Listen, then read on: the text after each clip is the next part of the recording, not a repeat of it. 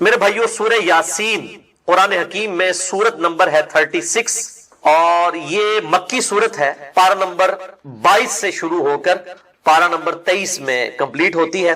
پہلی 21 آیات اس کی پارہ نمبر 22 میں ہے اور باقی ساری سورت جو ہے وہ پارہ نمبر 23 کے اندر ہے. اور ظاہر ہے یہ پاروں کی ڈویژن جو ہے یہ توقیفی نہیں ہے, نبی صلی اللہ علیہ وآلہ وسلم نے تعلیم نہیں فرمائی, یہ بعد میں کی گئی ہے تابعین کے ادوار کے اندر. اس لیے پھر اس میں جو اس قسم کی قباحتیں ہیں صورتوں کے ٹوٹنے والی, یعنی ایک تو ہے کہ بہت آدھا آدھا ہو تو پھر قابل برداشت ہے. جس طرح کہ اب سورۃ الحجر کو دیکھیں, اس کی صرف ایک آیت پارہ نمبر 13 میں ہے, باقی پوری سورت جو ہے وہ پارہ نمبر 14 کے اندر ہے. اب وہ ایک آیت سے کیا ایڈوانٹیج لے لیا کسی نے, اگر وہ اس ایک آیت کو صرف کر دیتے تو وہ سورت ٹوٹتی نہ پاروں کی شکل میں. تو یہ اس قسم کی جو علمی قباحتیں اسی لیے آئی ہیں کہ یہ انسانی کوشش ہے. نبی صلی اللہ علیہ وآلہ وسلم نے پاروں میں قرآن حکیم کو تقسیم نہیں فرمایا تھا, بلکہ قرآن حکیم جو ہے یہ سورتیں 114 ان کی ڈویژن اور آیات کی ڈویژن موجود تھی, وہ بھی بغیر نمبرنگ کے, صرف وہ آیات کا پتہ تھا. اس میں نے ڈیٹیل لیکچر دیا ہے, مسئلہ نمبر 115 قرآن حکیم کی حفاظت کا معجزہ اور سنی شیعہ کے اختلاف کا تحقیقی جائزہ. سورہ یاسین کا جو مرکزی ٹاپک ہے یہ عقائد ثلاثہ ہے, جو مسلمانوں کے بنیادی 3 عقائد ہیں, عقیدہ توحید, عقیدہ رسالت اور عقیدہ آخرت. سورہ یاسین کی جو فضیلت ہے اس کے حوالے سے جتنی بھی روایات احادیث کی کتابوں میں آئی ہیں آلموسٹ سب کی سب ہی ضعیف الاسناد ہیں, اور ان میں سے صرف ایک صحیح روایت موجود ہے موقوفاً سیدنا ابن عباس رضی اللہ تعالیٰ عنہ کا قول, وہ انشاءاللہ میں ڈسکس بھی کر دوں گا. باقی سب کی سب ضعیف الاسناد ہے. قرآن حکیم کی صورتوں کے فضائل کے حوالے سے سورہ یاسین ہو, سورۃ الملک ہو, سورہ الواقعہ ہو, باقی صورتیں, اس حوالے سے میں نے ڈیٹیل لیکچر کم از کم 3 گھنٹوں میں 3 نشستوں میں یہیں پر ریکارڈ کروایا تھا. سورۃ الرعد کی آیت نمبر 28 کے کانٹیکسٹ میں, الا بذکر اللہ تطمئن القلوب, آگاہ ہو جاؤ اللہ کی یاد ہی میں دلوں کا سکون ہے. اور اللہ تعالیٰ کا سب سے بڑا ذکر الذکر یہ قرآن حکیم ہے.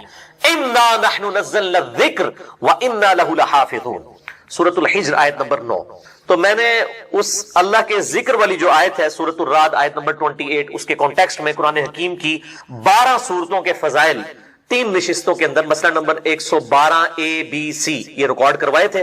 آج میں اس ڈیٹیل میں نہیں جاؤں گا, اس میں نے سورہ یاسین کے حوالے سے بھی ڈسکشن کی تھی. بہرحال اس حوالے سے سورہ یاسین کی فضیلت میں جو 3 ٹاپ آف دا لسٹ روایتیں پبلک کے اندر مشہور ہیں, سب کی سب ہے تو ضعیف ہے, لیکن میں ان کو یہاں پر مختصراً عرض کر دوں. اور ان احادیث کے نمبرز میں انشاءاللہ مشکات کے بھی بتاؤں گا, کیونکہ میں مشکات کے بارے میں اکثر یہ ڈکلیئر کرتا ہوں کہ مشکات از دا انسائکلوپیڈیا آف حدیث. اہل سنت کی مین سٹریم کی 13 کتابوں کے یہ نوٹس ہیں, بخاری, مسلم, ابو داؤد, ترمذی, نسائی, ابن ماجہ, الموطا امام مالک, سنن الکبریٰ, البیہقی, المستدرک للحاکم اور کئی کتابوں میں سے یہ سمجھ لیں آپ نوٹس ہیں. یہ انسائکلوپیڈیا آف حدیث ہے. جس کے پاس مشکات آ جائے آپ سمجھیں کہ اہل سنت کی تمام کتابوں کا آلموسٹ خزانہ اس کے پاس ان 3 جلدوں کے اندر آ گیا. پہلی جو مشہور حدیث ہے اس حوالے سے وہ جامعہ ترمذی میں انٹرنیشنل نمبر کے مطابق 2887 اور مشکات میں ہے 2147 کہ آپ صلی اللہ علیہ وآلہ وسلم نے فرمایا کہ ہر چیز کا کوئی نہ کوئی دل ہوتا ہے, اور قرآن حکیم کا دل سورہ یاسین ہے. جو اس کی تلاوت کرے گا اسے 10 دفعہ قرآن حکیم پڑھنے کا ثواب ملے گا. لیکن یہ روایت جو ہے یہ اصول محدثین پر کمزور ہے. اس میں ایک راوی ہے ہارون ابو محمد, وہ مجہول الحال ان نون راوی ہیں جن کا کوئی پتہ نہیں ہے, اور لاپتہ راویوں سے جو روایتیں ہیں وہ محدثین کے ہاں قابل قبول نہیں ہوتی. دوسری روایت ہے کہ آپ صلی اللہ علیہ وآلہ وسلم کی طرف منسوب ہے کہ جو اللہ کی رضا کے لیے سورہ یاسین پڑھے اس کے سابقہ سارے گناہ معاف کر دیے جاتے ہیں, لہٰذا اپنے قریب المرگ جو لوگ ہیں, نزع کے عالم میں ہیں, ان کے پاس اس کو پڑھو. یہ روایت شعب الایمان امام بیہقی کی کتاب میں 2458 نمبر ہے اور مشکات میں 2178. لیکن یہ روایت بھی جو ہے اصول محدثین پر ضعیف ہے, کیونکہ اس میں ایک راوی کا نام ہی کوئی نہیں ہے, رجل ان کے ساتھ ہی سند کے اندر آتا ہے بالکل. یعنی وہ جو پچھلی روایت تھی اس میں نام تو موجود تھا, مجہول الحال تھا, اس میں تو نام بھی اس کا نہیں ہے, اتنا لاپتہ ہے, لہذا یہ روایت بھی کمزور ہے. اچھا, مارکیٹ میں سورہ یاسین کے حوالے سے آپ نے دیکھا ہوگا وہ مبینوں والی ایک یاسین مل رہی ہوتی ہے. وہ جتنی مبینیں آتی ہیں نا 7-8, وہ ہر مبین کے بعد اس میں ذکر ایڈ کیے ہوتے ہیں. یہ فیبریکیٹڈ ہے, اس کی کوئی اصل موجود نہیں ہے, اور اس قسم کے وظائف مارکیٹ کے اندر کافی سارے جو ہے وہ ملتے ہیں. جب تک سند صحیح نہ ہو اس وقت تک ان وظائف کے اوپر اپنا ٹائم ضائع نہ کیا جائے. تیسری روایت جو مشہور ہے کہ جو شخص دن کے آغاز میں سورہ یاسین پڑھ لے اس کی تمام حاجتیں پوری کر دی جائیں گی. یہ سنن دارمی میں 3461 ہے اور مشکات میں 2177. یہ بھی مرسل روایت ہے. سیدنا عطا بن ابی رباح وہ تابعی ہیں اور ڈائریکٹ نبی صلی اللہ علیہ وآلہ وسلم سے بیان کر رہے ہیں. اور تابعی جب کوئی بات نبی صلی اللہ علیہ وآلہ وسلم کے ریفرنس سے ڈائریکٹ بیان کرے اور اس میں سند نہ ہو تو وہ مرسل چھوٹا ہوا واسطہ مانا جاتا ہے, منقطع روایت ہوتی ہے. لیکن یہ جو سنن دارمی کی حدیث ہے 3461, اس سے بالکل اگلی روایت جو ہے وہ بالکل صحیح سند کے ساتھ ہے سورہ یاسین کے بارے میں ہی, اور وہ ہے سنن دارمی میں 3462. یہ میں دارمی کا وہ نمبر بتا رہا ہوں جس کا پی ڈی ایف عام ہمارا جو ہے وہ گوگل کے اندر سرچ کرنے سے مل جائے گا آپ کو. سنن دارمی میں 3462, اور اس کی تحقیم جو ہے وہ شیخ سلیم حسین اسد نے کی ہے. انہوں نے بھی اس کو روایت کو صحیح کہا. شیخ زبیلی زئی رحمہ اللہ تعالی نے ایک پورے سورہ یاسین کے فضائل کے حوالے سے مضمون لکھا ہے جس میں 14 روایتیں جو یاسین سے ریلیٹڈ تھیں سب کی اسناد کے اوپر بحث کی کہ یہ ضعیف ہیں. البتہ ایک روایت کے اوپر انہوں نے صحیح کا حکم لگایا اور وہ یہی ہے سنن دارمی 3462. اور لیکن مشکات کے وہ فٹ نوٹ پہ لکھنا بھول گئے 2177. ویسے ان کی عموماً عادت ہے کہ جب کسی روایت کے اوپر ضعیف کا حکم لگاتے ہیں تو اس کی پھر فٹ نوٹ پہ نا اس کی موقوفاً اگر روایت صحیح ہو تو لکھ دیتے ہیں, یہاں پہ وہ بھول گئے. البتہ الگ سے ان کا جو مضمون ہے شیخ زبیر صاحب کا فتاوی علمیہ کی پہلی جلد میں صفحہ نمبر 493 سے 497 تک انہوں نے اس کے فضائل پہ جتنی حدیثیں ہیں ان پر تحکیم کی ہے اور ایک روایت کو صحیح قرار دیا. اور وہ ابن عباس کا قول ہے, موقوفاً روایت ہے, ان کا اپنا قول ہے کہ جو شخص صبح کے وقت سورہ یاسین پڑھ لے گا اسے شام تک ہر کام میں آسانی میسر ہوگی, اور جو شخص رات کے وقت سورہ یاسین کی تلاوت کرے گا اسے صبح تک ہر کام میں آسانی میسر ہوگی. تو جو صبح کے وقت کام کے لیے نکلتے ہیں وہ صبح پڑھ کے نکلے, اور جو رات کی شفٹوں میں کام کرتے ہیں وہ رات کے وقت پڑھ کے نکلے. یہ روایت بالکل صحیح ہے. اور یہ محدثین کا پیٹ رول ہے کہ جب کوئی غیبی خبر ہو اور اس میں صحابی نبی صلی اللہ علیہ وآلہ وسلم کو مینشن نہ بھی کرے تب بھی اس کو آپ نبی صلی اللہ علیہ وآلہ وسلم کی طرف ہی منسوب مانیں گے موقوفاً ہونے کے باوجود, اس لیے کہ غیبی خبر نبی صلی اللہ علیہ وآلہ وسلم کے علاوہ کسی کے پاس نہیں آتی ہے, کیونکہ جو علم غیب ہے, غیب کی خبر اللہ تعالیٰ اپنے صرف پیغمبروں کو دیتا ہے. لہذا ابن عباس جو اتنا بڑا دعویٰ کر رہے ہیں یہ پھینکنے والا نہیں ہے, یقیناً اس روایت کی اصل موجود ہے, اور یہ روایت صحیح سند کے ساتھ سنن دارمی 3462 الحمدللہ موجود ہے. تو اللہ تعالیٰ جو تقوی کی روش اختیار کرتا ہے اللہ تعالیٰ کوئی نہ کوئی نجات کا راستہ اس کے لیے نکال دیتا ہے, کوئی نہ کوئی مخرج نکال دیتا ہے جہاں سے اس کے لیے معاملات آسان ہو جاتے ہیں. وَيَرْزُقْهُ مِنْ حَيْثُ لَا يَحْتَسِبُ, اور اسے وہاں سے رزق دیتا ہے جہاں سے اسے گمان بھی نہیں. رزق میں صرف دنیاوی جو ہم مال دولت اس کو ایک رزق سمجھتے ہیں, یہ ایک رزق کا بالکل چھوٹا سا ٹوٹا ہے. اس سے بڑا رزق اللہ تعالیٰ ہمیں دے رہا ہے جس کی طرف ہماری توجہ نہیں ہے, اور وہ رزق ہے ہماری صحت. ایک شخص کے پاس کروڑوں روپے ہے لیکن اس کے گردے پھیر ہو چکے ہیں, تو کس کام کا؟ ایک بندے کے پاس اربوں روپے ہے لیکن اسے معدے کا السر ہے, وہ چاٹ نہیں کھا سکتا, وہ گول گپے نہیں کھا سکتا, وہ بریانی نہیں کھا سکتا, چاہے اس کے جتنے مرضی ہوٹل ہو. تو دنیاوی مال و دولت کا آ جانا صرف یہ رزق میں سے میں نے کہا یہ بالکل چھوٹا سا جز ہے, اس کو انسان یوٹیلائز کرے یہ بہت بڑی بات ہے. دنیاوی صحت جو اللہ نے انسان کو زندگی میں دی ہے, لوگ کہتے ہیں اللہ نے مجھے کیا دیا ہے. جو شخص یہ بات کرے نا اسے کو جی 1 کروڑ پہ لے دو, اپنی ایک آنکھ نکال کے مجھے دے دو, کوئی دے گا؟ اپنا ایک بازو توڑ کے دے دو. تو آپ ذرا 1 کروڑ ساروں کے اوپر لگانا شروع کریں اربوں کے, تو آپ خود ہیں. اور یہ تو میں صرف سمجھانے کے لیے کہہ رہا ہوں, یہ تو آپ گن بھی نہیں سکتے. قرآن پاک میں اللہ تعالیٰ نے فرمایا نا کہ اللہ کی نعمتیں اتنی زیادہ ہیں کہ تم انہیں شمار کرنا چاہو تو شمار بھی نہیں کر سکتے. تو وہاں سے اللہ تمہیں رزق دے گا, تمہیں گمان بھی نہیں. اب رزق کے لیے ضروری نہیں ہے کہ آپ کے پاس مال و دولت اور آپ کے ایسٹس بڑھ جائیں, یہ بھی اللہ تعالیٰ کا بہت بڑا رزق ہے کہ آپ کے پاس جو تھوڑے بہت ایسٹس ہیں وہ سلامت ہیں. کسی ایک میڈیکل کیس کسی گھر کے اندر 1 کروڑ پڑتی بندے کو بھی لا کے زیرو پہ کھڑا کر سکتا. آپ کی زندگی میں کئی ایسے کیسز ہوئے ہوں گے جدادے تک بک جاتے ہیں. اور مجھے واصف علی واصف صاحب کی بات یاد آ گئی. وہ کہتے ہیں میں وہ مسجد میں بیٹھا ہوا تھا تو ایک بندے کو میں نے دیکھا کہ وہ دعا مانگ رہا ہے کہ یا اللہ 25 سال پہلے جو میں نے دعا تجھ سے کی تھی وہ واپس لے لے, بس یہ دعا کر رہا ہے. کہتے ہیں وہ فارغ ہوا تو میں نے اس سے پوچھا کیا ہوا. اس نے کہا جی 25 سال پہلے میں نے اللہ سے رو رو کے ایک بیٹا مانگا تھا, میری بیٹیاں تھی اور وہ بیٹا میرے گاٹے فٹ ہو گیا, یعنی وہ نشے میں مبتلا ہو گیا, سارا گھر کا مال اس نے بیچ دیا, مجھے کنگال کر دیا. تو میں اللہ سے کہہ رہا ہوں یا اللہ یہ اولاد واپس ہی لے لے. تو یہ بھی تو ہو سکتا ہے نا. سورہ توبہ میں آتا ہے, اللہ تعالیٰ آتا ہے اپنے جو فاسق و فاجر لوگوں کے بارے میں کہ اللہ تعالیٰ چاہتا ہے کہ ان کی اولاد کو ہی ان کے لیے عذاب بنا دے, اولاد بھی عذاب بن سکتی. اس لیے میں دعا کیا سکھائی گئی ہے, ربنا حب لنا من ازواجنا وذریاتنا قرۃ اعین وجعلنا للمتقین اماما، اے اللہ ہماری بیویوں اور ہماری اولاد میں آنکھوں کی ٹھنڈک بنا اور ہمیں پرہیزگاروں کا امام بنا، ہماری آنے والی نسلیں پرہیزگار ہوں، ورنہ یہ تو مصیبت بھی گلے پڑ سکتی ہے۔ تو ایک میڈیکل کیس آپ کو کہاں سے کہاں لے کے جا سکتا، ایک بچے کا نافرمان ہونا آپ کو کہاں سے کہاں لے کے جا سکتا، اور اس سے بڑی ناکامی تو آخرت کی ناکامی ہے۔ ایسا بچہ بھی ہو سکتا ہے کہ جو آپ کی دنیا تو برباد نہ کرے لیکن آخرت برباد کر دے، اس کی وجہ سے آپ گناہوں میں مبتلا ہو جائے۔ تو یہ بھی رزق کی ایک فارم ہے۔ رزق صرف یہ نہیں ہے کہ آپ کے لیے مال پانی کھل جائے، بلکہ مال سبسسٹنس لیول پہ بھی موجود ہے، لیکن آپ کو کوئی ایسی تکلیف نہیں آ رہی کہ جس کی وجہ سے آپ کا مال نہیں نکل رہا۔ ورنہ ایک بندہ 10 لاکھ روپے مہینے کا کماتا ہے اور 9 لاکھ روپے اس کا نکل جاتا ہے، کیا فرق پڑا اس کو؟ اس نے کون سا ایسٹ بنا لیا؟ اور جو اذیت گزار رہا ہے وہ اللہ اس کو تو کوئی سوچ بھی نہیں سکتا، جو ذہنی ٹینشن ہے۔ صحیح بخاری مسلم میں حدیث ہے، نبی علیہ السلام فرمایا ہمیشہ اپنے سے نچلے لوگوں کو دیکھو تو تمہیں یوں اللہ تعالیٰ کی نعمتوں پر صبر نصیب ہوگا اور قناعت نصیب، اوپر نہ دیکھو۔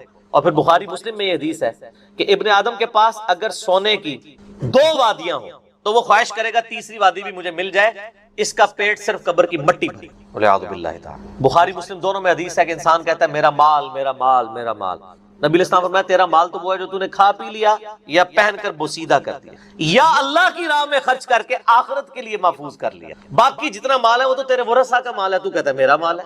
پھر بخاری مسلم دونوں میں حدیث ہے کہ نبی علیہ السلام نے فرمایا کہ انسان کے 3 دوست ہیں، ایک دوست ہی اس کی قبر تک ساتھ جاتا ہے، وہ اس کے اعمال ہیں، باقی جو 2 دوست ہیں وہ باہر ہی رہ جاتے ہیں، اس کے رشتہ دار اور مال۔ اب مال ساتھ جاتا ہے، مال بھی آپ ساتھ لے کے جا سکتے ہیں، لیکن وہ مال جو آپ نے پہلے اپنی زندگی میں اپنی مرضی سے اللہ کی راہ میں خرچ کر دیا وہ اللہ کے ڈیوائن بینک میں جمع ہے، وہ قرآن پاک میں سورۃ البقرہ میں آیا 700 گنا تک کہ اللہ تعالیٰ کر کے لوٹائے گا، بلکہ یہاں تک فرمایا کہ یہ اللہ تعالیٰ کو تم قرض دے رہے ہو اور اللہ تعالیٰ اس قرض کو لوٹائے گا۔ دیکھیں کتنا قدردان ہے کہ دیتا اللہ ہے، اور جب اسی کے دیے ہوئے میں سے آپ اسی کی راہ میں خرچ کرتے ہیں تو وہ کہتا ہے کہ یہ تم نے مجھے قرض دیا ہے، اللہ کہتا ہے میں تمہارا مقروض ہوں، تمہیں لوٹاؤں گا۔ یہ ہے اللہ تعالیٰ کی قدردانی۔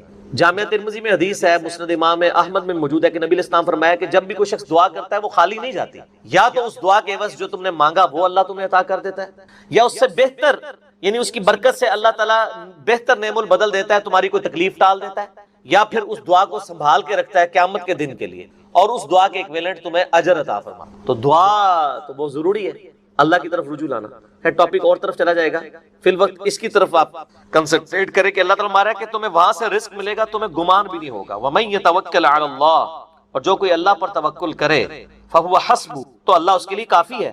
ان اللہ بالغ امری، اللہ تعالیٰ تو اپنا کام پورا کر کے رہتا ہے، لیکن قد جعل اللہ لكل شيء قدرا، اللہ نے ہر معاملے کے لیے ایک اندازہ مقرر کر رکھا۔ اسی کو ہم وہ کہتے ہیں نا کہ اللہ کے ہاں دیر ہے اندھیر نہیں ہے، لیکن یہ دیر بھی ہم صرف سمجھانے کے لیے کہتے ہیں، وہ دیر نہیں ہے، وہ اللہ کا رول یہی ہے کہ اللہ تعالیٰ نے کسی معاملے کو کس لیول کے اوپر جا کے ایڈریس کرنا ہے۔ 23 سال تک مشرکین عرب کو دیکھیں نا مہلت ملی ہے، کتنے لوگوں نے کہا کہ دیکھو کان پک گئے ہیں ہمیں سنتے ہوئے، نبی علیہ السلام ہمیں دھمکیاں لگاتے ہیں کہ قوم عاد قوم سمود کی طرح تم بھی برباد کر دیے جاؤ گے، جب وقت کے پیغمبر کا انکار کرو گے تو عذاب تو کوئی نہیں آ رہا۔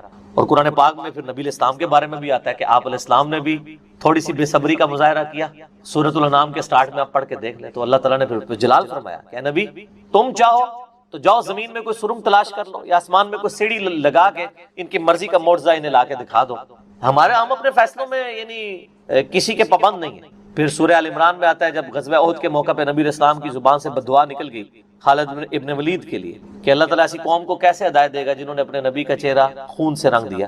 یہ صحیح مسلم میں الفاظ ہیں، قرآن پاک میں اشارتاً اس کا ذکر ہے، سورہ آل عمران میں اللہ تعالیٰ نے فرمایا کہ نبی آپ کو کوئی اختیار نہیں ہے، اللہ تعالیٰ چاہے تو ان کو ہدایت بھی دے سکتے۔ ہائے ہائے، یہ اللہ کے فیصلے ہیں، یہ کسی انسان کا کوئی فیصلہ نہیں۔ تو اب ان آیات کی روشنی میں بزرگ تو کسی کھاتے بھی نہیں بنتے، لوگ بزرگوں کو لے کے بیٹھ رہے ہوتے ہیں، جی بزرگ دعا کریں گے، بزرگ کر دیں گے، بزرگوں نے کیا کرنا ہے؟ یا تو نبی علیہ السلام کے بارے میں فرمایا جا رہا ہے کہ آپ کو کوئی اختیار نہیں ہے، اللہ تعالیٰ چاہے تو بخش دے، اللہ تعالیٰ چاہے گرفت فرمائے، اللہ تعالیٰ چاہے ڈھیل دے، اللہ نے ہر کام کے لیے ایک اندازہ مقرر کیا ہوا ہے، وہ اسی موقع کے اوپر اللہ تعالیٰ اس چیز کو اسٹیبلش کرے۔ وہ اللہ کے ڈیوائن علم میں ہے کہ کب اللہ تعالیٰ نے اسلام کا غلبہ کروانا ہے، جب نہیں کروایا تو 13 سال میں 125 بندے ہی مسلمان ہوئے ہیں، اور اگلے 13 سال کے اندر دونوں سپر پاورز بھی الٹ دی گئی ہیں، دونوں طرف ٹائم پیریڈ تو ایک ہی ہے۔ تو یہ اللہ تعالیٰ فیصلے فرماتا ہے۔ عمر اور رزق میں برکت کے لیے کوئی وظیفہ بتا دیں۔ اس میں نے بتا دیا نا، صحیح بخاری مسلم دونوں میں حدیث ہے، نبی صلی اللہ علیہ وآلہ وسلم نے فرمایا جو شخص یہ چاہے کہ اس کے رزق میں برکت کر دی جائے، عمر دراز کر دی جائے، تو اپنے رشتہ داروں کے ساتھ اس نے، لیکن یہ بھی تقدیر میں لکھا ہوا ہوگا کہ وہ کرے گا تو یہ ہو جائے گا، تو اسی کو توفیق ملے گی نا. تو اللہ تعالیٰ اس کی عمر میں برکت صرف یہ نہیں ہے کہ ایک بندہ 60 سال کا تو اب 100 سال پہ مرے. کئی 100 سال کی زندگی پاتے ہیں اور کام چوانی کا بھی نہیں کر کے مرتے. اور بعض لوگ 50 سال میں اتنا کام. امام شافعی کی عمر 55 سال تھی صرف جب فوت ہوئے ہیں. چلو شافعی کو تو چھوڑ دیں, اس سے پہلے آ جائیں. عمر بن عبدالعزیز 38 سال کی عمر میں فوت ہوئے ہیں. 38 سال کی عمر میں 3 براعظموں پہ ایسے نقوش چھوڑ گئے ہیں کہ آج دنیا حیران ہے. تو ان کو تو عمر بھی کوئی نہیں ملی ہے. یہ نہیں ہوتا کہ آپ کو عمر کتنی ملی ہے, آپ نے اس عمر میں کیا کیا ہے. آپ اللہ تعالیٰ آپ کو اسی ٹائم میں اتنی برکت. میں اپنے لیے آپ کو بات کر, کسی کیا بات کروں, میری زندگی خود اس چیز کا نمونہ ہے. آج جب لوگ یہ نہیں کہتے ہیں یار اس نے اتنے ویڈیوز چڑھا دی ہیں, کتنے بیٹھ کے ریکارڈ کرانا رہنا, حالانکہ ہفتے میں ایک ریکارڈ ہوتی ہے, روزانہ ہوتی بھی نہیں ہے. لیکن کنسسٹینسی کے ساتھ, اللہ کی مدد کے ساتھ آپ اگر یہ کام لے کے چلتے رہیں تو slow and steady wins the race. تو آج چیزیں آپ دیکھ لیں, ہزاروں کی تعداد میں آپ کے سامنے. اور یہ حالات اللہ تعالیٰ فیوریبل کرتا ہے. میں یقین کریں, میں اپنے بھائیوں کو کہتا ہوں, میں جب بھی درس, ابھی آج کا درس میں نے کرنا تھا نا, وہ ہندو کا جواب دینا تھا, تو میں نے پورے ہفتے سے دعائیں شروع کی ہوئی تھیں. اللہ زندگی دے دیں, حالات فیوریبل ہو جائیں, ٹرانسفارمر بھی نہ اڑے ہمارا, جنریٹر بھی چلتا رہے, سارے معاملات چلتے رہیں, اور فرحان بھائی بھی ٹائم پہ آ جائیں, ٹھیک ہو گیا جی, کالر مائک بھی چل جائے, کیمرے کی بھی بیٹری چارج ہو, ساری چیزیں. یہ میں جو چیزیں میرے اختیار میں کر کے, یا اللہ تو نے کرمانی ریکارڈنگ, میں تو کچھ بھی نہیں. ٹھیک ہے, اپنے پورے ریسورسز مینج کر کے بھی اللہ پہ نظر ہوتی ہے. حالانکہ میرے دوستوں کو پتا ہے میں کتنا وہمی ہوں. میرے آفس میں بھی نا, جب سب سے مشکل کوئی ٹاسک میرے والے کیا جاتا ہے اور وہ ہمارے باس کہتے ہیں یار اس کو دے کے تو بھول جاؤ, پھر وہ کام کر کے آپ کو بتائے گا. تو کیوں میں وہمی, جس کام میں ہاتھ ڈالتا ہوں نا, میں دنیاوی اعتبار سے ہر چیز اس کے حوالے سے مینج کرتا ہوں, لیکن ساتھ مسبب الاسباب پہ نظر ہوتی ہے کہ یا اللہ یہ جو کچھ میں کر رہا ہوں نا, یہ تو میں اسباب کر رہا ہوں نا, میرے ساتھ کوئی بھی پرابلم ہو سکتی, کسی کے ساتھ کوئی این ٹائم, یعنی اس کے اوپر فیملی کے اوپر کوئی ایسا ایشو آ سکتا ہے کہ درس کینسل کرنا پڑ جائے. ہو سکتا ہے نا, جس طرح ایک بار یعنی اچانک جو ہے وہ یعنی ہمارا درس کینسل ہو گیا تھا, عثمان بھائی کی والدہ فوت ہو گئی تھی, ہمیں اپنا درس کینسل کرنا پڑا, ایگزیکٹ اسی دن ہی ہو گیا اس طرح. تو وہ حالانکہ ہمارا درس پورا تیار, مسئلہ 41 اس دن ریکارڈ ہونا تھا, کئی سال پہلے کی بات. کس سال کی بات ہے؟ 5 سال پہلے کی بات ہے. تو اپنا ہر چیز مینج کی تھی, لیکن اینڈ ٹائم پہ کوئی مسئلہ کھڑا ہو گیا. میرے اپنے بھی کئی کلوز ریلیٹیو فوت ہوئے ہیں, لیکن اللہ کا شکر ہے اتوار مطلب وہ درس سے 1-2 دن آگے پیچھے ہی ہوئے ہیں. تو اللہ تعالیٰ نے یعنی معاملات کو سیٹل کر دیا. یہ ساری چیزیں سر فیوریبل ہونا. پھر تو یہ وہ سوال کی طرف ہوں کہ رشتہ داروں سے اس نے سلوک کریں, اللہ تعالیٰ رزق میں اضافہ کرے گا, عمر میں اضافہ کر دے گا, یعنی برکت ڈال دے گا, تھوڑی چیز بھی کفایت کر دے گی. ابو داؤد میں ایک حدیث ہے, ایک صحابی کہتے ہیں میری ماں فوت ہوگی, فرمایا اپنی خالہ کے ساتھ اس نے, ٹھیک ہو گیا. تو یہ رزق کے بڑھنے کا ذریعہ. باقی دعا تو ایک ہی ہے, اللہم ربنا آتنا فی الدنیا حسنہ وفی الآخرۃ حسنہ وقنا عذاب النار. یہ دنیا کے ہر کام کے لیے دعا ہے, رزق کی برکت کے لیے, اولاد کے لیے, اولاد کے اچھے مستقبل کے لیے, لڑائی جھگڑا ختم کرنے, دنیا کی ہر چیز اس میں داخل ہے. کیوں؟ ربنا آتنا فی الدنیا حسنہ, دنیا میں ہر چیز حسنہ عطا کر دے, بہتر. اور آخرت کی ہر چیز داخل ہے, وفی الآخرۃ حسنہ, آخرت میں قبر بھی شامل ہے, میدان حشر بھی, میدان عدل بھی. یہ وقنا عذاب القبر, وقنا عذاب الحشر, یہ کہنے کی ضرورت نہیں ہے. بخاری مسلم میں حدیث ہے جو مر گیا اس کی قیامت قائم ہوگی, وہ آخرت میں داخل ہوگی. اس میں سب کچھ ہے. اس میں ایک صحیح مسلم کی حدیث میں بتا دیتا ہوں, ایک صحابی تھے, بیماری کی وجہ سے اتنے کمزور ہو گئے کہ چڑیا کی طرح ان کا جسم ہو گیا. یہ آپ کو دعا والے چیپٹر میں مشکات میں دوسری جلد میں بھی یہ حدیث صحیح مسلم کی. نبی صلی اللہ علیہ وآلہ وسلم عیادت کے لیے آئے, آپ نے حالت دیکھی, آپ نے فرمایا کہ تو اللہ سے کیا مانگتا ہے؟ آپ کو پتہ چل گیا کہ مسئلہ کوئی گمبھیر ہے. کیا یا رسول اللہ, میں اللہ سے ایک ہی دعا کرتا ہوں کہ یا اللہ جو تو نے مجھے آخرت میں عذاب دینا ہے نا, وہ دنیا میں دے. نعوذ باللہ من ذالک, اللہم اجرنا من النار. نبی صلی اللہ علیہ وسلم نے فرمایا سبحان اللہ, اللہ پاک ہے غلطیوں سے. اس کا مطلب یہ ہوتا ہے یہ انسان ہی غلطیاں کرتا ہے. اور تو اللہ سے یہ چیز مانگ رہا ہے, اور تیرے اندر ہمت ہے کہ تو آخرت کیا دنیا کا بھی اللہ کا عذاب برداشت کر سکے. اور تجھے تو چاہیے تھا تو دعا کرتا اللہم ربنا آتینا فی الدنیا حسنہ وفی الآخرۃ حسنہ وقنا عذاب النار. وہ دنیا اور آخرت میں, یہ فنیٹک وہ صوفیہ والا کنسیپٹ نہیں, ٹھیک ہے, کہ دنیا میں گگڑے بن کے رہو اور اس طریقے سے جوئیں بھی ڈلی رہے اور کپڑے بھی اتارے رکھو اور پہنچے ہوئے بزرگ, یہ پتہ لگا کتنے پہنچے نے, ٹھیک ہے. تو وہ صحابہ کہتے ہیں جب انہوں نے یہ دعا کی نا تو چند ہی دنوں میں وہ اس طرح صحیح ہو گیا جیسے مردہ زندہ ہو جاتا ہے اس دعا کرنے کی. دنیا کی ہر بھلائی, کیوں بندہ نے پیپروں میں پاس ہونا یہ دعا کرے, لیکن صرف دعا کی کوشش کے بعد دعا کرے, دونوں چیزیں پہلے. کوئی شخص اپنے اوپر خود تقدیر غالب کروا دے نا, پھر دعا کچھ نہیں کرتی ہے. یعنی ایک بندہ کہے کہ میں بسم اللہ پڑھ کے ساکٹ میں 2 انگلیاں ڈال دوں, نہیں, وہ آپ نے اپنے اوپر تقدیر خود غالب کرا لی ہے. آپ کہ نہیں میں بسم اللہ الذی لا یضر دعا پڑھ لوں اور جا کے میں جناب کوبرا سانپ کے آگے ہاتھ ایسے کر دوں تو سر وڑ لے گا تو ہم چھڑے گا نہیں, کیونکہ آپ نے خود اپنے اوپر تقدیر غالب کروائی نا. جب آپ اپنے اوپر خود تقدیر غالب کرواتے ہیں, آپ بسم اللہ الذی لا یضر پڑھ کے یہ تو نہیں کہ اسٹیئرنگ سے ہاتھ اٹھا لیں اور آگے بند کر لیں تو جا کے ٹھوکیں گے سیدھے, جب کوئی شخص خود تقدیر غالب کرواتا ہے پھر دعا کچھ نہیں کرتی اس کو. دعا ہے تدبیر کے ساتھ, کیونکہ اس طرح دنیا کا نظام نہیں چل سکتا تھا نا. تو یہ ان دعاؤں کا یہ ہوگا کہ جو ناگہان, اسی لیے آپ دیکھیں حدیث کے الفاظ کیا ہیں کہ ناگہانی آفت, خود لائی ہوئی آفت نہیں, ناگہانی آفت. آپ جا کے سام کے بل میں جا کے ہاتھ کو سیڑ دیں اور آپ کے میں نے پڑھا اعوذ بکلمات اللہ التامات من شر ما خلق, کچھ بھی نہیں ہونا, کیونکہ آپ نے اس دعا کی خود وائلیشن کر دی ہے. ناگہانی آفت ٹلے گی, ٹھیک ہو گیا. اور جو آپ اپنے اوپر خود طاری کریں گے وہ نہیں ٹلنے گی, وہ اس طریقے سے نہیں ٹلے. اس لیے یعنی یہ دعائیں وغیرہ پڑھیں, اس کے بعد تدبیر بھی کیا کریں. ویسے ہم باقی معاملات میں کرتے ہیں, کسی شخص نے صرف دعا پڑھ کے اپنا پیٹ نہیں بھرا, نہ پیاس بجھائی ہے, ہمیشہ کھانا بھی کھاتے ہیں پانی بھی پیتے ہیں, وہ کہتے ہیں اسباب بھی ساتھ رکھیں, ٹھیک ہو گیا. وما من دابۃ فی الارض, اور زمین پہ چلنے پھرنے والی کوئی بھی مخلوق ایسی نہیں ہے, الا علی اللہ رزقها, مگر یہ کہ اس کا رزق اللہ کے ذمہ کرم کے اوپر ہے. ہمیں تو چند ایک مخلوقات نظر آ رہی ہیں نا جن کا رزق آپ دیکھ رہے ہیں. ابھی اگر آپ کو ویل مچھلی کا رزق بتایا جائے جو پیسیفک میں اور اٹلانٹک میں آج بھی ہزاروں کی تعداد کے اندر ہے, ایک چھوٹی ویل مچھلی بھی ایک وقت کا 500 کلو گوشت کھا جاتی ہے, 500 کلو. اور جو بڑی ویل مچھلی ہیں وہ تو آپ چھوڑ دیں, 30 ہاتھیوں کے برابر بھی ویل مچھلی ہے, اتنی بڑی بڑی ویل مچھلی ہیں, 30 ہاتھی 30 ان کے برابر ایک ویل مچھلی. اس کا رزق بھی اللہ تعالیٰ پورا کر رہا ہے. آپ کو تو بس چڑیاں نظر آ جاتی ہیں زیادہ زیادہ, تو کسی کے دماغ میں آ سکتا ہے کہ یار چڑیوں کا رزق اللہ پورا کر رہا ہے, تو زیادہ زیادہ اتنا ہی دماغ میں رزق آتا ہے. آپ ذرا ان جانوروں کے بارے میں سوچیں, اتنے بڑے بڑے جانور سمندر کے اندر, خشکی میں تو اتنے بڑے جانور ہی نہیں ہیں جتنے پانیوں کے اندر موجود ہیں, اور ان تمام کے رزق کی ذمہ داری اللہ تعالیٰ نے لی ہوئی ہے. لیکن یہ رزق کی ذمہ داری ہے کوشش کے ساتھ جڑی ہوئی ہے.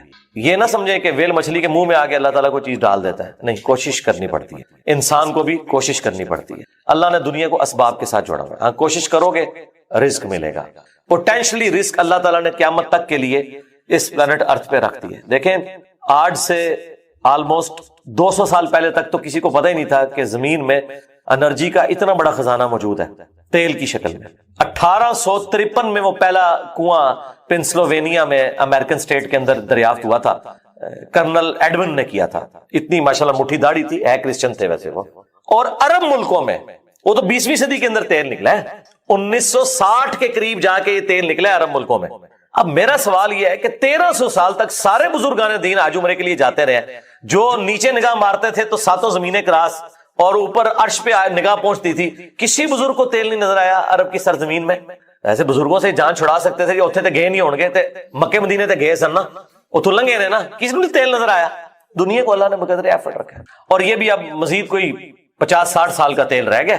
پھر آنے والی دنیا ذکر کرے گی کہ انسانیت نے 250-300 سال ایسے دیکھے ہیں کہ اللہ نے ان کو ایک ایسا خزانہ دیا تھا کہ جس کو یوز کر کے ٹرینیں چلتی تھیں, ہوائی جہاز اڑتے تھے, اور وہ زمین سے تیل نکلا تھا. بعد کے لوگوں کے لیے تو ابھی پرابلم ہے ظاہر ہے, اسی لیے تو اب بیٹریوں کی طرف, سولر کی طرف شفٹ ہو رہے ہیں, لیکن 12 سولر ہو یا بیٹریاں ہوں وہ تیل کا تو مقابلہ نہیں کر سکتی. آپ کو 1 لیٹر پیٹرول جو انرجی دیتا ہے, وہ انرجی بنانے کے لیے تو آپ کو کتنا بڑا ایریا چاہیے سولر پینلز کا, تب وہ انرجی ملے گی.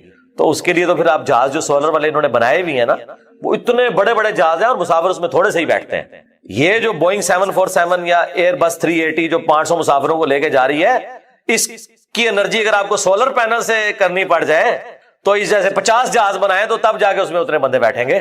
یہ تو ایک بہت بڑی تکلیف دہ چیز ہے.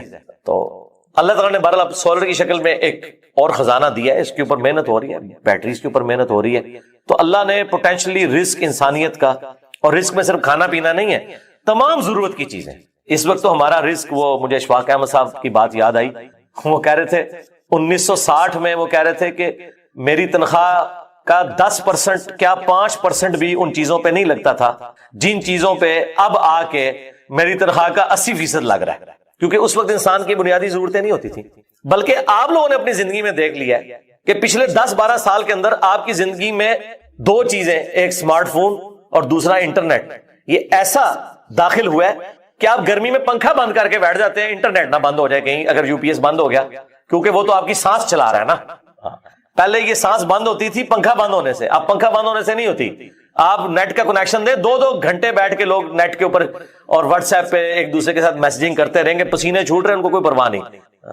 پنکھا بند ہے کوئی پرواہ, نیٹ بند کر دے پنکھا چلتا رہے, وہ کہیں گے زندگی سے موت بہتر ہے.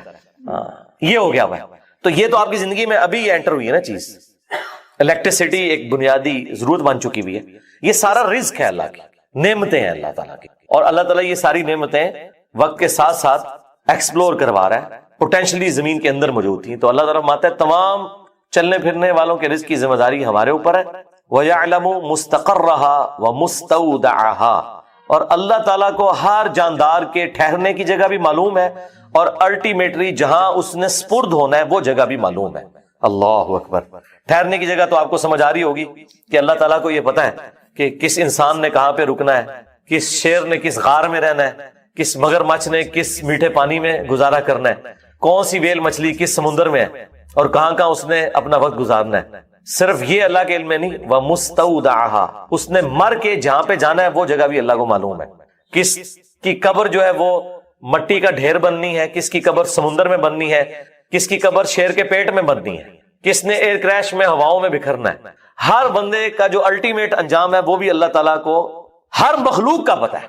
سورۃ النام میں تو آیا ہے کہ کوئی پتا نہیں گرتا نہ خشکیوں میں نہ سمندروں کے اندر، اور نہ کوئی دانا پھوٹتا ہے کسی زمین کی گہرائی میں مگر وہ اللہ کے علم سے، اور اللہ نے پہلے ہی لوح محفوظ میں لکھ لیا ہوا ہے کہ یہ ایسے ہوگا.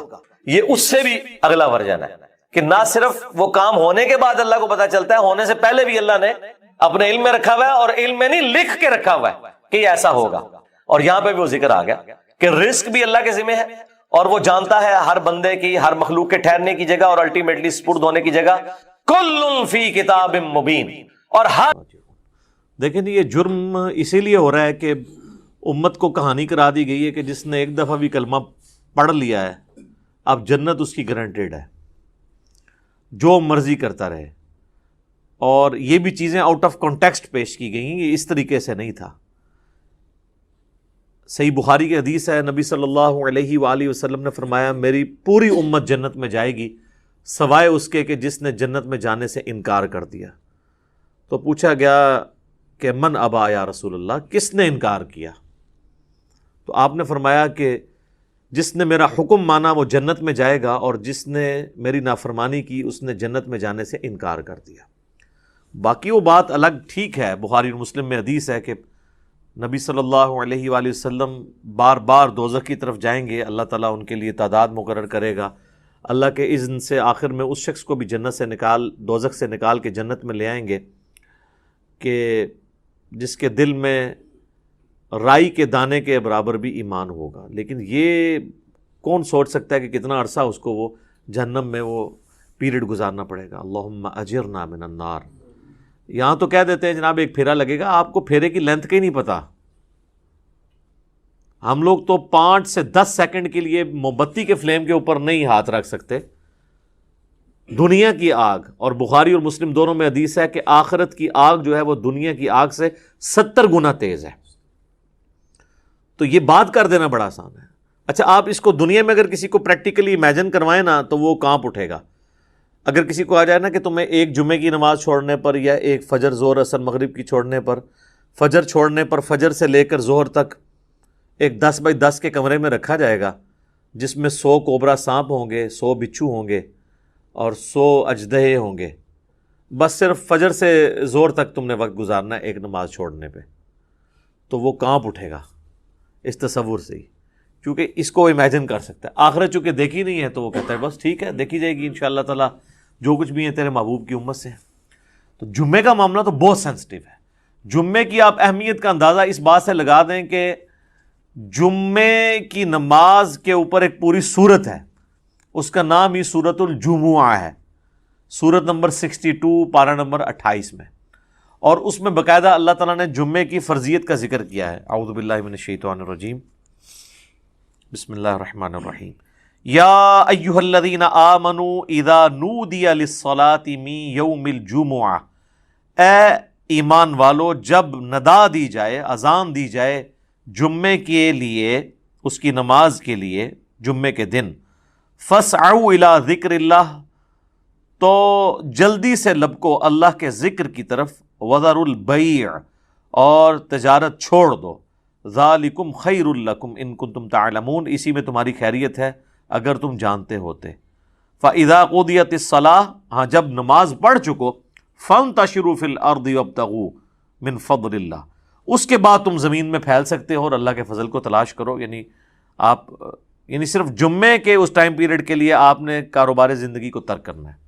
وَاذْكُرُوا اللَّهَ كَثِيرًا لَعَلَّكُمْ تُفْلِحُونَ, اور اللہ کو بہت کثرت سے یاد کرو تاکہ تم فلاح پا جاؤ.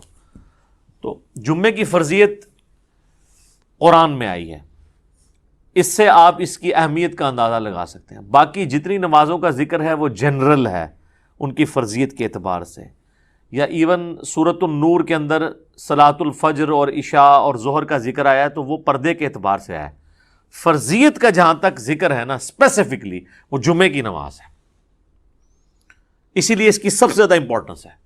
اور جمعے کی بھی نماز کی امپورٹنس نہیں ہے, جمعے کی اس ایکٹیویٹی کی امپورٹنس ہے. نماز تو اللہ تعالیٰ نے اس دن ویسے ہی کم کر دی ہے, 4 کی بجائے 2 فرض کر دی ہیں. خطبے کی امپورٹنس ہے, اور یہ مسلمانوں کی ایک ویکلی پولیٹیکل گیدرنگ ہے, اور سالانہ پولیٹیکل گیدرنگ مسلمانوں کی عید کی نمازیں ہیں, اور انٹرنیشنل گیدرنگ سالانہ جو ہے وہ حج کی گیدرنگ ہے.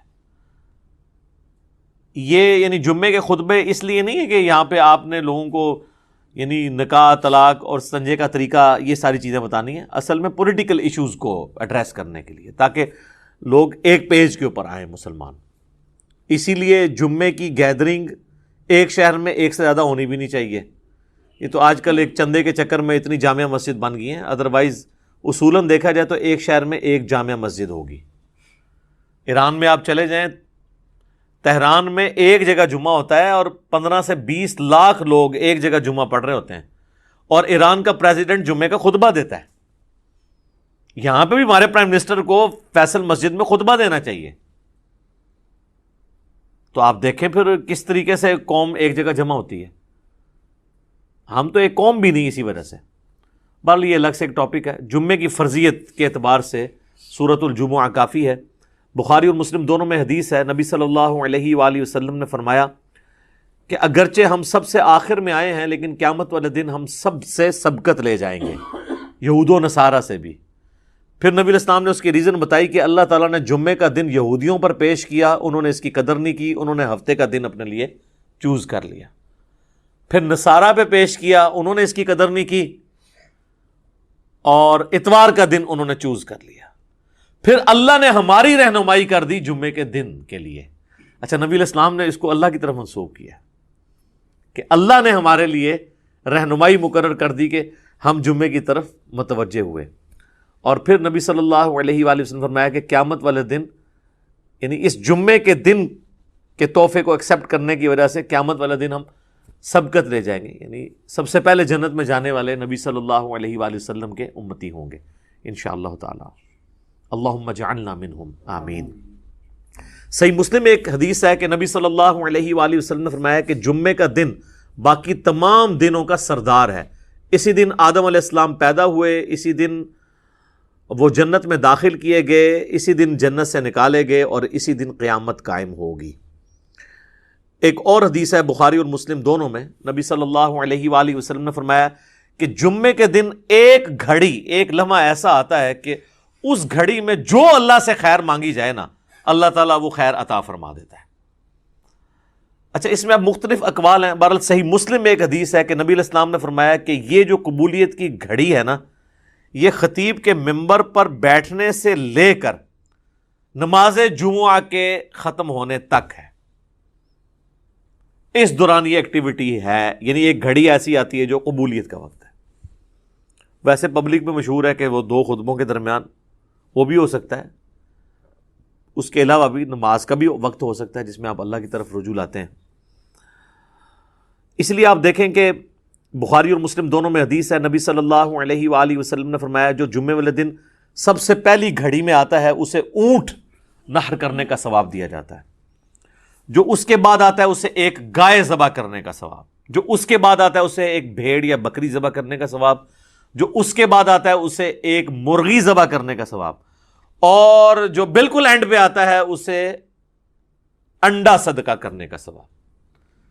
اور پھر اس کے بعد الفاظ ہے کہ اس کے بعد فرشتے رجسٹر بند کر دیتے ہیں جب خطیب ممبر پہ چڑھ جاتا ہے. یعنی یہ ساری گھڑیاں خطیب کے ممبر پہ چڑھنے سے پہلے ہیں, اور پھر فرشتے جو ہیں وہ بھی الذکر سننا شروع کر دیتے ہیں. الذکر یعنی جو خطیب خطبہ دے رہا ہے، بشرطے کہ وہ ذکر ہو، کہانیاں نہ ہوں. ذکر تو پھر سر یہی ہے، انا نحن نزلنا الذکر وانا لہ لحافظون. صحیح مسلم میں حدیث ہے کہ نبی علیہ السلام کے جمعے کا خطبہ جو ہے وہ قرآن ہی ہوا کرتا تھا. 4 حدیثیں اوپر تلے. ایک صحابیہ کہتی ہے کہ میں نے حضور علیہ السلام سے جمعے کے خطبے میں اتنی دفعہ سورہ قاف جو پارہ نمبر 26 میں آتی ہے سنی کہ مجھے زبانی یاد ہو گئی. اب ہر جمعے میں وہ ظاہر تذکیر والی صورت ہے تو وہ الذکر سننا شروع کر دیتے ہیں. اور پھر اس کے بعد جو آتا ہے نا، پھر اسے نارمل صرف نماز کا ثواب ملتا ہے، جو ایکسٹرا آرڈنری ثواب ہے نا جمعے کا وہ ختم ہو جاتا ہے. اچھا، اسی حدیث میں الفاظ ہیں کہ جو پہلی گھڑی میں آئے اس کے لیے ثواب. پھر اس میں نبی علیہ السلام نے یہ بھی فرمایا کہ پھر جتنا مقدر ہو تم نماز ادا کرو. یعنی جمعے سے پہلے آپ 2 4 6 8 10 جتنی مرضی نفلی رکعتیں پڑھ سکتے ہیں. اچھا، اس میں ایک حدیث ضعیف بھی پیش کی جاتی ہے ابو داؤد کی کہ جمعے والے دن مکروہ وقت کوئی نہیں ہوتا، وہ روایتی کمزور ہے. اس کا تو آپ نے بہرحال خیال رکھنا ہوگا. وہ جو 5-7 منٹ ہوتے ہیں جب سورج اپنے ٹریک میں بالکل سینٹر میں ہوتا ہے، جسے آپ زوال کہتے ہیں، وہ زوال نہیں ہوتا، وہ ضحبہ کبریٰ ہوتا ہے. زوال آفتاب تو کہتے ہیں آپ ظہر کے وقت شروع ہونے کو ہے، یعنی سورج گرنا شروع ہو جائے مغرب کی طرف. سینٹر سے ذرا سا ہٹے گا تو مکروہ وقت ختم ہو جائے گا. ایگزیکٹ سینٹر میں آپ سمجھ لیں وہ جو 5-7 منٹ ہیں وہ مکروہ وقت ہے. اس سے پہلے بھی آپ نفلی نماز پڑھ سکتے ہیں، اس کے بعد بھی ایگزیکٹ اس وقت نہیں پڑھ سکتے. تو جتنی مقدر ہو پڑھو. البتہ بخاری اور مسلم میں حدیث ہے کہ جب خطیب جو ہے وہ خطبہ دے رہا ہو نا تو پھر آپ نے 2 رکعتیں پڑھنی ہے، اور اس وقت تک نہیں بیٹھنا جب تک وہ 2 رکعتیں نہ پڑھ لیں. یہ جمعے کے دن کا پروٹوکول ہے، عام نمازوں کے لیے نہیں ہے. اور 2 سے زیادہ پھر نہیں پڑھنی جب خطبہ شروع ہو جائے، کیونکہ اصل مقصد تو خطبہ سننا ہے. اور اگر خطبہ شروع نہیں ہوا تو صحابہ کا جو معمول ہے وہ کم از کم 4 رکعتیں تھی جمعے سے پہلے، کم از کم 2 تو پڑھنی ہے آپ نے. اور بعد میں صحیح مسلم میں آتا ہے کہ جس نے جمعے کے بعد نماز پڑھنی ہے وہ 4 رکعتیں پڑھے. 2 کر کے بھی پڑھ سکتے ہیں اور اکٹھی 4 بھی پڑھ سکتے ہیں. دونوں طریقے سے ثابت ہے. تو یہ جمعے کی رکعتیں میں نے بتا دی، یعنی ٹوٹل کتنی ہوئی؟ 8. 2 سنتیں پہلے، 2 فرض اور 4 سنتیں بعد میں. اور اگر آپ نے پہلے 4 سنتیں پڑھنی ہیں تو پھر 10 ہوگی. تو نبی صلی اللہ علیہ وآلہ وسلم نے یعنی یہ ترغیب دلائی ہے کہ جمعے والے دن خطیب کے ممبر پہ چڑھنے سے پہلے پہنچ جائیں. اب حنفیوں کی چونکہ تقریر انہوں نے لادہ کر لی ہوئی ہے تو حنفیوں کے لیے یہ نہیں ہوگا کہ عربی خطبہ سننا ہوگا. وہ بھی جب ممبر پہ خطیب چڑھتا ہے نا اردو خطبے کے لیے تو اس کے بعد رجسٹر ان کے بند ہو جائیں گے. اب چونکہ انہوں نے اپنے پبلک کو پڑھایا ہوا ہے کہ یہ تقریر جو ہے یہ لادہ سے ہے، اصل عربی کے خطبے ہوتے ہیں، پھر لوگ کہتے ہیں پھر اصل ہی آگے سنیں گے جو ہمیں بھی سمجھنا ہے. اور معذرت کے ساتھ جو پڑھ رہے ہوتے ہیں ان کو بھی نہیں سمجھ ہوتی کہ وہ پڑھ رہے کیا ہیں. حقیقت بات ہے. کئی جو ائمہ ہیں آپ ان سے کہنا یہ جو تم نے عربی خطبہ پڑھا اس کا ترجمہ بتاؤ کیا ہے. تو جب پڑھنے والے کو بھی نہیں پتا تو سننے والے کو کیا پتا ہوگا. اس لحاظ سے اہل حدیث نے یہ ٹھیک کیا ہے کہ انہوں نے خطبے تو 2 ہی رکھے اور اللہ کی حمد اور درود کو عربی میں رکھا. باقی انہوں نے جو واعظ اور تقریر جو مقصد تھا تذکیر کرنا اسے اپنی نیٹو لینگویج میں کر دیا، اردو کے اندر، انگلش کے اندر. یہی طریقہ ٹھیک ہے. تو حنفیوں نے وہ تقریر ایک تیسرا خطبہ ایڈ کر دیا اور وہ بھی پھر بیٹھ کے شروع ہو گیا. حالانکہ خطبہ تو کھڑے ہو کے ہوتا ہے جمعے کا، بیٹھ کے تو آپ دے نہیں سکتے. اور اس میں آپ نے سہارا لے کے کھڑا ہونا ہے. وہ کھڑا سہارا ہو کے اس لیے ہوتا ہے کہ تقریر تھوڑی لمبی ہو تو آپ مطلب سہارا لے سکیں. انہوں نے بیٹھ کے خطبہ شروع کر دیا تو یہ بھی ایک خلاف سنت چیز ہے. بہرحال جمعے کی نماز کی امپورٹنس اس حوالے سے آپ نے ذہن میں رکھنی ہے. باقی جمعے میں جمعے کی نماز اور اس کی تقریر کے علاوہ 2 اعمال ایسے ہیں جو اسپیسیفکلی اہمیت کے حامل ہیں. المستدرک للحاکم میں صحیح سند سے یہ حدیث ہے، مشکات کے اندر بھی موجود ہے کہ جو شخص سورۃ الکہف کی تلاوت کر لے جمعے کے دن تو اگلے جمعے تک اس کے لیے ایک نور اللہ کی طرف سے مقرر ہو جائے گا. اور ابو داؤد میں ایک حدیث ہے، مشکات میں بھی ہے، سنن نسائی میں بھی، ابن ماجہ میں بھی، کہ نبی صلی اللہ علیہ وآلہ وسلم نے فرمایا کہ جمعے کا دن جو ہے یہ یوم مشہود ہے، یعنی اللہ کے حضور اعمال پیش ہونے کے اعتبار سے. اور اس دن آدم علیہ السلام پیدا ہوئے اور یہ تمام دنوں کا سردار ہے. تم اس دن مجھ پر کثرت سے درود پڑھو، تمہارا درود مجھ پر پیش کیا جائے گا. تو صحابہ نے عرض کیا اللہ کے محبوب علیہ السلام جب آپ فوت ہو جائیں گے اور آپ کی ہڈیاں مٹی میں مل جائیں گی، یہ الفاظ ہیں حدیث کے، کیونکہ اس وقت 295C اس طرح اپلائی نہیں ہوتی تھی سوال پوچھنے کے اوپر، تو تب بھی آپ پہ درود پیش ہوگا. تو آپ نے فرمایا ہاں، ان اللہ حرم علی الارض ان تأکل اجساد الانبیاء، بے شک اللہ تعالیٰ نے حرام کر دیا ہے مٹی کے لیے کہ وہ نبیوں کے جسموں کو کھائے، تو درود مجھ پر اس وقت بھی پیش ہوگا۔ تو جمعے کا دن اسپیسیفکلی درود شریف کا دن بھی ہے، اللہم صلی علی محمد وعلی آل محمد۔ اب آ جائیں وہ جمعے کے تاریخ کے اعتبار سے، صحیح مسلم میں ایک حدیث ہے، نبی علیہ السلام نے فرمایا کہ لوگوں جمعہ چھوڑنے سے بعد آ جاؤ، ورنہ ایسا نہ ہو کہ اللہ تعالیٰ تمہارے دلوں پر مہر لگا دے۔ اور یہ مہر وہ ہے صم بکم عمی فہم لا یرجعون، ختم اللہ علی قلوبہم وعلی سمعہم وعلی ابصارہم والعیاذ باللہ تعالی۔ اور جامع ترمذی میں حدیث ہے، جس نے مسلسل 3 جمعے چھوڑ دیے اللہ تعالیٰ اس کے دل پر مہر لگا دے گا۔ اچھا، اسی وجہ سے یہ پبلک مشہور ہے کہ 3 کٹھے نہیں چھوٹنے چاہیے۔ اندازہ کریں آپ، ان کو پتہ ہی نہیں ہے کہ یار مطلب صرف جمعہ ہی ہے مسلمان کے لیے، 3 نہیں چھوٹنے چاہیے۔ وہ کہتے ہیں نہیں، مسلم شریف میں حدیث ہے نا کہ ایک جمعے سے لے کر دوسرا جمعہ درمیان کے گناہوں کا کفارہ ہے، یعنی جو کام چک کے رکھو جمعہ پڑھ لو کام ختم۔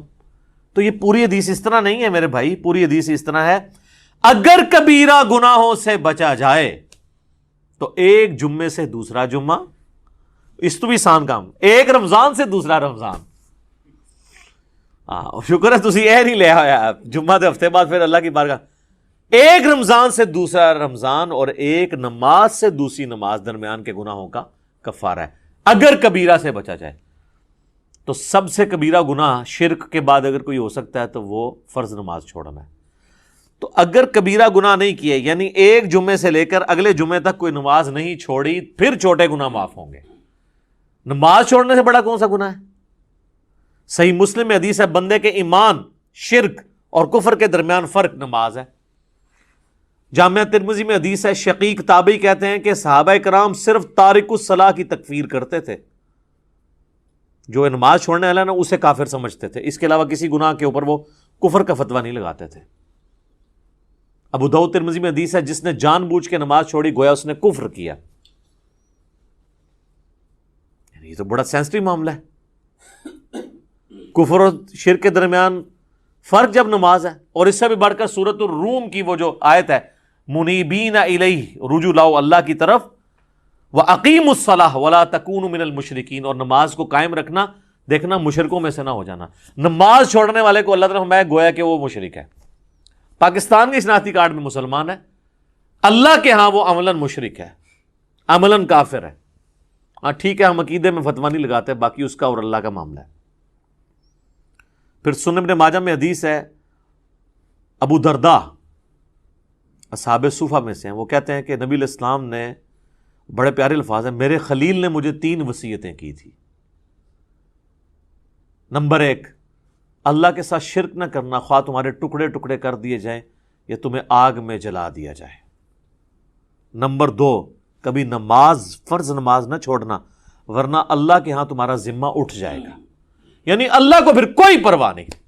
اور نمبر 3، شراب نہ پینا، تمام گناہوں کی چابی شراب ہے۔ یہ 3 وصیتیں ابو درداء کہتے ہیں کہ نبی علیہ السلام نے مجھے کی تھی۔ پھر مسند امام احمد میں وہ حدیث ہے کہ نبی صلی اللہ علیہ وآلہ وسلم نے فرمایا کہ جو شخص نماز پڑھنے والا ہے، قیامت والے دن اس کی نماز اس کے لیے دلیل ہوگی، نور ہوگی اور نجات کا ذریعہ ہوگی، اور جو نماز چھوڑنے والا ہے اس کے لیے نہ کوئی نور ہوگا، نہ نجات کا کوئی سبب ہوگا، نہ اللہ کے حضور کوئی حجت ہوگی پیش کرنے کے لیے، اور اس کا حشر فرعون، قارون اور حامان کے ساتھ ہوگا، والعیاذ باللہ تعالی۔ اور ایک اور حدیث ہے سنن ابی داؤد میں کہ قیامت والے دن سب سے پہلے نماز کے بارے میں سوال کیا جائے گا، اور پھر فرمایا کہ جس کی نماز درست نکل آئی اس کے باقی معاملات آسان ہو جائیں گے، اور جس کی نماز ہی غلط نکلی اس کے بعد کے معاملات اس سے زیادہ مشکل ہو جائیں گے۔ پھر اسی حدیث میں الفاظ ہیں کہ اگر کسی کے فرائض میں کوئی کوتاہی رہ گئی تو اللہ تعالیٰ فرشتوں سے کہے گا کہ میرے بندوں، اس بندے کی کوئی نفلی عبادت دیکھو، جو ہم سنت پڑھتے ہیں، یعنی 12 سنت موقدہ نفلی عبادت ہے، تو فرائض کی کمی اس سے پوری کر لی جائے، لیکن فرض کے اوپر کوئی کمپرومائز نہیں ہے۔ لہٰذا یہ جمعے کے معاملے کو اتنا ہلکا جاننا اور کہنا جی بس ٹھیک ہے دیکھی جائے گی، کوئی فرق نہیں پڑتا. اور حقیقت بات تو یہ ہے کہ علماء عرب تو آپ کو پتہ ہے کہ نماز چھوڑنے والے کی تکفیر کرتے ہیں، اور ان کے فتوے کے تحت تو پھر ظاہر ہے کہ نکاح بھی ٹوٹ جائے گا. جو انہوں نے پوچھا نکاح تو ٹوٹ جائے گا ظاہر ہے. اور ایسی عورت کو تو ایسے مد سے بالکل طلاق لے لینی چاہیے. اس کو دھمکی لگائے کہ یا تو نماز شروع کر، جمعے کی نہیں عام نماز بھی. ادروائز دیکھیں نا جی، اب یہ تو نہیں کہ آپ نے صرف کلمہ پڑھ لیا تو آپ مسلمان تصور ہو جائیں گے. یعنی اسلام 3 چیزوں کا نام ہے نا، اقرار باللسان، زبان سے اقرار کرنا، و تصدیق بالقلب، اور دل سے تصدیق کرنا، و عمل بالجوارح، اور اپنے اعمال کے ساتھ جوارح کے ساتھ اس کو ایگزیکیوٹ بھی کرنا. جب میں آپ کو حدیث بتا رہا ہوں جامعہ ترمذی کی کہ صحابہ کرام علیہم رضوان تارک الصلاۃ کی تکفیر کرتے تھے. آپ نے عمر سیریز میں نہیں دیکھا کہ جب وہ جاتے ہیں جو مرتدین قبائل کی طرف، جن کی طرف ان کو خبر ملتی ہے کہ یہ مرتد ہوئے ہیں، تو وہ کہتے ہیں اذان دو. جواب میں اگر وہاں سے اذان کی آواز آتی ہے تو وہ پھر حملہ نہیں کرتے تھے، اور نہیں آتی تھی تو پھر وہ یعنی وہ ان کے لیے جو ٹیسٹر انہوں نے رکھا ہوا تھا نا، چیک پوائنٹ، وہ نماز تھی.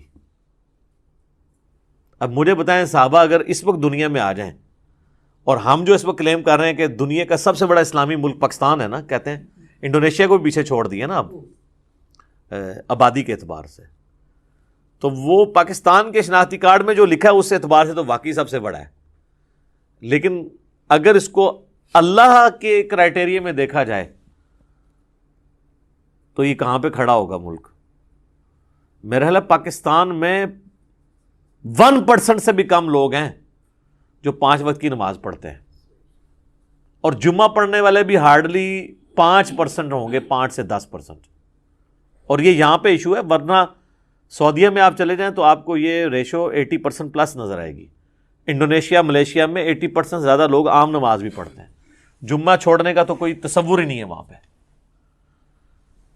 کیونکہ وہاں پہ فقہ شافعی ہے، اور فقہ شافعی کے تحت جو نماز نہیں چھوڑتا وہ کافر ہے. اور مجھے نہیں سمجھ آتی اس کو فقہ میں کیوں الجھا دیا انہوں نے کہ جی امام حنیفہ نے بھی کوئی ہلکی اس کی سزا نہیں بتائی ہوئی ہے. وہ کہتے ہیں جو تارک الصلاۃ ہے اسے قید کیا جائے گا یہاں تک کہ وہ نماز شروع نہ کر دے، پھر اسے چھوڑا جائے گا. تو یہ بھی سزا کوئی چھوٹی نہیں ہے. باقی 3 ائمہ تو کہتے ہیں کہ اسے قتل کیا جائے گا. وہ مرتد ہی اسے تصور کرتے ہیں تارک الصلاۃ کو. تو اب چونکہ سختی نہیں ہوئی ہے تو پھر آپ انجام دیکھ لیں. کہتے ہیں جی وہ سب سے زیادہ حنفی ہیں، اسی لیے سب سے زیادہ بے نمازی دنیا میں، کیونکہ آپ تکفیر نہیں کرتے بے نمازی کی. تو جب حنفی زیادہ ہوں گے تو بے نمازی زیادہ ہوں گے. حالانکہ اسے حنفی شافیت کا مسئلہ ہی نہیں، یہ تو مسلم شریف میں حدیث ہے نا، یہ کوئی امام شافعی کا قول تو نہیں ہے. صحیح مسلم میں کتاب الایمان میں پہلے چیپٹر کے اندر یہ حدیث موجود ہے کہ بندے کے کفر اور اسلام کے درمیان فرق نماز ہے. اس حدیث کو تو مطلب امام شافعی یا احمد بن حنبل یا امام مالک کے کسی دھکے کی یا انہوں موڈا دینے کی ضرورت نہیں ہے نا، یہ حدیث خود ہی. اور اس سے بڑھ کر سورہ روم کی آیت وَأَقِيمُوا الصَّلَاةَ وَلَا تَكُونُوا مِنَ الْمُشْرِكِينَ، نماز قائم رکھنا اور دیکھنا مشرکین میں شامل نہ ہونا. تو جناب یہ جمعوں وغیرہ کے چکر سے ذرا باہر نکلیں. جمعے والی بات تو یعنی یہ تو بہت بڑی بات ہے. عام نماز بھی اگر کوئی شخص چھوڑتا ہے، تارک الصلاۃ ہے، تو وہ قانوناً تو اسلام کی روح سے تو وہ اسلام سے خارج ہو جائے گا، الا یہ کہ وہ توبہ کر لے. ویسے تو یہ چھوٹے موٹے، ویسے تو ان کو یہ پڑھایا ہوا ہے کہ اگر کوئی بریلوی دیوبندی کے پیچھے جا کے نماز پڑھ لے یا اس کا نماز جنازہ تو اس کا نکاح ٹوٹ جاتا ہے، تجدید ایمان بھی اسے کرنا پڑتا ہے. اس سے کبھی یہ نہیں بتایا گیا کہ تو نماز نہیں پڑھتا تو اس پہ بھی تیرا نکاح ٹوٹے گا. کتنا یا دیکھیں آپ کتنا بڑا مسئلہ ہے. یعنی جو بڑا ایشو تھا وہ نہیں بتایا گیا اسے کہ نماز چھوڑنے سے بھی تیرا نکاح ٹوٹ سکتا ہے، نماز چھوڑنے کی وجہ سے بھی تیری بیعت، چلے جو بھی انہوں نے ایک ٹوٹی پوٹی فارم میں اپنا ایک سلسلہ شروع کیا ہے وہ ٹوٹ سکتا ہے. ادھر تو وہ جن کے بیعت ہوئے ہوتے ہیں وہ نہیں نماز پڑھتے. خود کہاں سے پڑھنی ہے انہوں نے؟ اللہ ماشاء اللہ بہت کم لوگ ہیں کہ جو نماز پڑھتے ہوں. اور جماعت کے ساتھ نماز کا اہتمام کرنا، خوش و خضوع سے پڑھنا، یہ تو آپ چھوڑ دیں. اسی لیے پھر انہوں نے ایک جھوٹی کہانی سب کے ہاں ملتی ہے کہ جی وہ نماز تو اللہ کی معرفت کا ذریعہ ہے، جو اللہ تک پہنچ چکے ہوں تو نماز ان کو ضرورت ہی نہیں ہے، یا اگر انہیں پڑھنی ہے تو وہ کہتے ہیں دل کی نماز ہوتی ہے. چندہ دل کا نہیں ہوتا، جو روٹیاں اور روسٹ توڑتے ہیں اور کھاتے ہیں، اپنی توندیں بڑھاتے ہیں، وہ دل کی نہیں ہوتی، اور جہاں بات آتی ہے نماز پڑھنے کی وہ دل کی ہوتی ہے. ٹھیک ہے، اور نماز پڑھنے کے لیے جاتے ہیں مکے مدینے، پیشاب کرنے کے لیے اپنے ٹوائلٹ میں جاتے ہیں. ان کے تو ٹوائلٹس کو لگائیں تالے، انہوں کو جتنے نماز پڑھنی ہے استنجا بھی اتھے ہی کرو جا کے روحانی طور تے تم لگ پتہ جائے گا روحانی طور سے کدھر جا. یعنی جو بندہ یہاں بیٹھے بیٹھے مکے اور مدینے جا کے نمازیں پڑھ رہا ہے، استنجا کرنے کے لیے وہ کیوں اٹیچ باتھ میں جاتا ہے؟ اتنی بڑی ایکٹیویٹی وہ پرفارم کر رہا ہے تو استنجا بھی ہوتے ہی کرو. ٹھیک ہے، ان کے آپ ٹوائلٹ بند کریں، ان کے اوپر سی سی ٹی وی کیمرے لگائیں اور دیکھیں پھر جناب یہ کتنی دیر آپ کو نمازیں پڑھ کے بتاتے ہیں. سب کہانیاں ان کی کھل جائیں گی. اور آپ کو تو ہم یعنی پریکٹیکل سولوشن دے رہے ہیں. دیکھیں یہ اب سائنٹیفک دور ہے، ادھر آپ نے ایشوز کو پیش کرنا ہے تو آپ نے ایک بکش فارم میں پیش کرنا ہے کہ ہاں یہ اس طرح نہیں اس طرح ہے. ٹھیک ہے، اور میں آپ کو بتاؤں یہ جو معجزات اور کرامات کو ہم مانتے ہیں لیکن یہ کسی کے اختیار میں نہیں ہے، الا ایک انبیاء کے ساتھ معجزات اٹیچ ہیں. کرامت اللہ تعالیٰ جس کے اوپر ظاہر کرتے ہیں. یہ جس طرح سپر مین اور ٹارزن بنا کے پیش کرتے ہیں نا بزرگوں کو، تو چونکہ ان کے دعوے ہیں نا تو کر کے بتائیں. نبی علیہ السلام سے اگر نبی علیہ السلام اللہ کا پیغمبر ہونے کا دعویٰ کر رہے تھے تو جب ان سے یہ بات کی جاتی تھی تو وہ فزیکلی سب کے سامنے کرتے تھے. بخاری مسلم میں حدیث ہے، ایک بارش نہیں ہو رہی تھی تو ایک صحابی نے کھڑے ہو کر کہا یا رسول اللہ کے حضور دعا کریں.